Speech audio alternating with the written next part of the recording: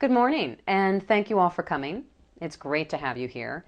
My name is Breet-Byers, and I am here today to talk to you about resumes and how to write a fantastic resume. How many of you have been out there on the internet looking for a job and you found the perfect position? It has everything you want in your next job. It's at a company you're interested in, you're really excited about it, and you think, this is my perfect job. So you stop everything. You sit down, you customize your resume, you customize your cover letter, and then you hit submit. And nothing happens. And a day goes by, and a week goes by, and another week goes by. What is going on the other side? Where did your resume go? What are those people doing over there? You know you're the perfect candidate. Well, I could spend days probably telling you what's going on that other side. You can't control it. And you can't worry about trying to control it. But there are some things that you can control on your end that can give you a much better chance of getting your resume up to the top of the pile and in front of the decision maker so that you're in interviewing and getting that perfect job that you see. So, two things I want to mention about that. First of all, how are you going to get that perfect job that you see? When you're out on the internet and you're looking at jobs, make sure you have 8 out of 10 of the required skills. So often you'll get pulled in and something looks interesting and you know you've got all the right skills and you think, I'm going to sit down and quickly apply for this because if I don't apply for it, I might miss the opportunity. Sit down and ask yourself, do I have 8 out of 10 of the required skills that are listed on this job posting? If you don't have 8 out of 10 of the required skills, don't apply. I know. People hate it when I tell them that, but it's really true. If you're applying online and you're going through some sort of a system to get to the recruiter or the hiring manager on the other side, you're simply not going to make it to the top of the pile and you're not going to get a phone call and you've just wasted an hour or 2 or 3 of your time. So, first thing you can control is when, where, and how you apply for jobs. The second thing you can control is writing a great resume, and that's what we're going to talk about today. I'm going to talk about 3 simple tips to writing a great resume. Tip number 1, a resume is not about where you've been. It's about where you're going.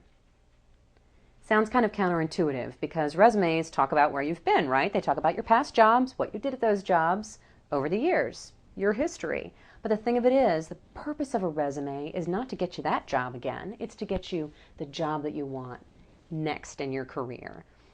And so as you're creating and tweaking and refining your resume and customizing it for different jobs, always keep that in mind.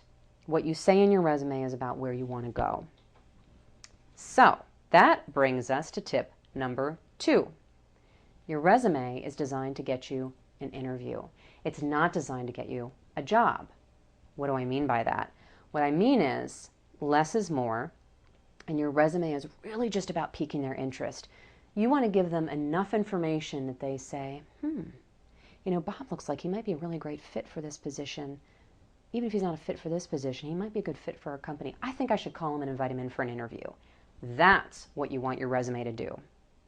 How many of you bought a Wii for Christmas for somebody in your family this year? When you went to the store and looked at the Wii and picked the box up and read what it had to say about all the fun you were going to have, did the product label tell you everything you needed to know about how to plug it in, how to get the game working, what some of the challenges might be? No, it didn't. It just gave you enough information to compel you to carry it to the register and take it home. That's what you want your resume to do. You want to compel people to pick up the phone and call you to learn more.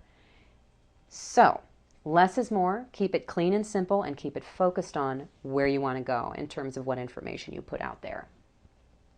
Tip number 3, great resumes don't talk about job descriptions. They talk about accomplishments, features and benefits. What do I mean by that? Well, let's assume I am a restaurant owner and I want to hire a new waiter. As I'm looking at resumes, I do not want to see Tom, waiter, took food orders, carried them into the kitchen, brought the food back to the table and set it down. I know that waiters do that. That's about as basic as you can get. I don't need to see that on a resume. However, what I don't know about Tom, unless he shares it on his resume, is that he was the #1 waiter for the last 8 months in revenues. What I also don't know about Tom, unless he takes the time to tell me in his resume, is that he went out on his own and developed a marketing campaign to drive lunch business. Their lunch business was slow. He developed a marketing campaign and he increased business sales by 22%. Really unusual for a waiter. That is definitely something I'd be interested in knowing about him. The other thing that a great waiter probably has in their bag to brag about is the fact that they're the most requested. Repeat customers request them more than any other waiter. So those are the kind of things that I want a waiter to put on his resume. And those are the kind of things that I want you to think about as you're crafting your resume. What is unique about you? What have you done that's different and noteworthy? And what are the features and benefits that make you unique? What do you bring to the table that I won't know about you unless you tell me, that I can't judge by looking at your past job descriptions? I hope these 3 simple tips help you go write a great resume, control what you can control, and get to that top of the pile and get that phone call that you deserve because you're talented. All you need is to get past the system into the hands of the right people. And if you follow these 3 simple tips, I think it'll get you well on your way.